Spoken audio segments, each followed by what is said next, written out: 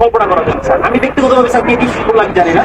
আমি ব্যক্তিগতভাবে স্যার টিচারদের স্যার আমি প্রভাবিত ছিল, কথা বলতে পারি না এমন ওয়াইফের সাথে, আমার বাচ্চাকে আমি দেখতে পাই নাই স্যার। আমি এক প্রকার মানে লুকিয়ে আমি চলে গেছি, এরকম একটা পর্যায়ে গেছি স্যার।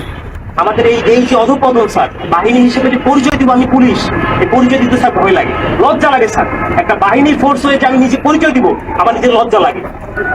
আমাদের আমি একটা ছোট উদাহরণ দিই স্যার, আমি আসার পর যতটুকু দেখছি, এই যে জাতীয় সংসদ নির্বাচন, শেষ যে নির্বাচনটা হয়ে গেছে স্যার, এই নির্বাচনে একক একক যে নির্বাচনটা হয়ে গেছে, পুলিশ কি ব্যবহার করছে, পুলিশ কি ব্যবহার করে যে নির্বাচনটা হয়ে গেছে, নির্বাচনে সারা বাংলাদেশে এককভাবে মামলা হচ্ছে স্যার। কিছু মামলা গায়েবী মামলা, যে মামলাগুলো ভিত্তি নাই, এই মামলাগুলো আমাদের কি দিয়ে করাইছে স্যার। সাধারণ জনগণ যারা আছে, বিএনপি যারা আছে, জামাত, যে কিছু জানেই না, তাদেরকে আমাদের গ্রেফতার করা লাগছে স্যার। জনগণের মধ্যে আমাদের যে শত্রুতা দৈরাত্ম সৃষ্টি হয়েছে স্যার, এই সাম্প্রতিক সময়ে এই একটা বিষয় থেকে আমি আমাদেরকে নির্দেশনা দিচ্ছে যে এলাকায় কোনো বিএনপি জামাত থাকতে পারবে না, এলাকায় কোনো অন্য হিন্দু ধর্মাবলম্বী কোনো কোনো কিছু থাকতে পারবে না। আমার এসপি স্যারকে তো আর মানুষ জানে না যে এটা আমার এসপি স্যারের কমান্ড ছিল, আমার ডিএজি স্যারের কমান্ড ছিল, এটা তো মানুষ জানে না। মানুষ জানে যে এটা আমি একজন সাব ইন্সপেক্টর, আমি এটা করছি। সন্তোষ নামে একজন সাব ইন্সপেক্টরকে মেরে ঝুলাই দিচ্ছে। রাখছিল কি, সাম্প্রতিক সময় যখন প্রথম আন্দোলন শুরু হলো স্যার, সেই আন্দোলনে একটা গাড়ি ভাঙচুর হয়, সেটা সরকারবাদী একটা মামলা হয়, সেই মামলার আয়ু ছিল সন্তোষ, যাকে স্যার এটা জানেন উপরে অনেক প্যাথেটিক একটা ঘটনা স্যার, আপনারা যে দেখছেন হয়তো স্যার, এখানে আপনাদের বিষয়টাও স্যার এখানে আসছে, আমরা সবাই এটা জানছি। তো এইরকম স্যার অনেক বিষয় আছে স্যার, আমরা কথা বলার কোনো সুযোগ থাকে না। আমরা চাই স্যার এই বাহিনীটাকে স্যার, এই যে রাজনীতিকরণ, এই রাজনীতিকরণ থেকে আমাদের দাবি দেওয়ার প্রধান যে বিষয়টা, সেটা হচ্ছে আমরা এই রাজনীতিকরণের মধ্যে স্যার থাকতে চাই না।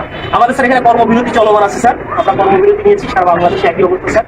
এখানেও স্যার আমরা যখন প্রথম এখানে আসছি, আমাদের ম্যাক্সিমাম সবাই স্যার সিভিল ছিল, ম্যাক্সিমাম সবাই সিভিল ছিলাম, জানি না আমরা অফিসার ইনচার্জ আমাদের অফিসার স্যার আমাদেরকে সবাইকে মানে যেভাবে হোক না কেন, ফোর্স হোক না যেভাবে হোক আমাদের আমি স্যার পোশাক করি। তার মানে স্যার এরা যে আমি চাকরি করবো না, আমি একটা এডুকেটেড পার্সন স্যার, আমি ফিজিক্সে মাস্টার্স করছি ঢাকা কলেজ থেকে, আমিও স্যার এই যে ছাত্র আন্দোলন করছি, আমি পক্ষে। বাট এই পুলিশের সাথে সে প্রত্যেকটা হত্যাকাণ্ডের স্যার বিচার হোক, ছাত্র 200 300 400 500 যা মারা গেছে এটা বিচার হোক স্যার, আমরা চাই। আমাদের যে সকল সিনিয়ররা স্যার কমান্ড করছে, যারা এগুলা করছে, তারা পার পেয়ে গেল কেন, তারা কিভাবে স্যার পার পেল? আমার এই প্রশ্নটা স্যার আমার থেকে যায়, কেন যারা অন্যায় করলো, যারা আমাদেরকে মানুষের কাছে শত্রু হিসেবে দাঁড় করাই দিল, তারা কেন স্যার পালিয়ে গেল? তাদেরকে কেন কেউ আটকালো না স্যার? আমরা যারা এই ফিল্ড পর্যায়ে থেকে গেছি, প্রত্যেকটা মানুষের সাথে মিশে গেছি, আমরাই স্যার বিপদগ্রস্ত, আমরা বিপদগ্রস্ত। কিন্তু স্যার দেখেন, বাংলাদেশে এখন পর্যন্ত কতজন পুলিশ মারা গেছে, এই মারার সংখ্যাটা, কতজন মারা গেছে এই সংখ্যাটা আমরা এক্স্যাক্টলি জানি না স্যার। একটা বাহিনী হিসেবে আমরা পরিচয় দিচ্ছি, বাট আমি জানি না যে আমার ফোর্স, আমার অফিসার রাস্তায় পড়ে আছে, কুকুরে লাশ খাচ্ছে স্যার। এই কথা দেখার মতো, বলার মতো কেউ নাই।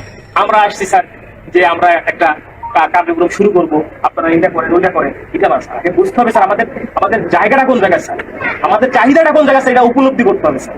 আপনারা আসছেন স্যার, আপনারা এই ক্লান্তি লগ্নে স্যার বাংলাদেশ সেনাবাহিনী আপনারা বাংলাদেশের সাথে ওতপ্রোতভাবে জড়িয়ে আছেন স্যার। আমরা চেষ্টা করি স্যার। এখন আমার বন্ধু বান্ধব অনেকে আছে যারা আমাকে নিয়ে ঘৃণা করতো, আমাকে খোঁচা মারতো, কোপ করতো, তারাই বলতেছে যে দাদোস চলে কাজ কর, শুরু কর, উপলব্ধি করতেছে স্যার।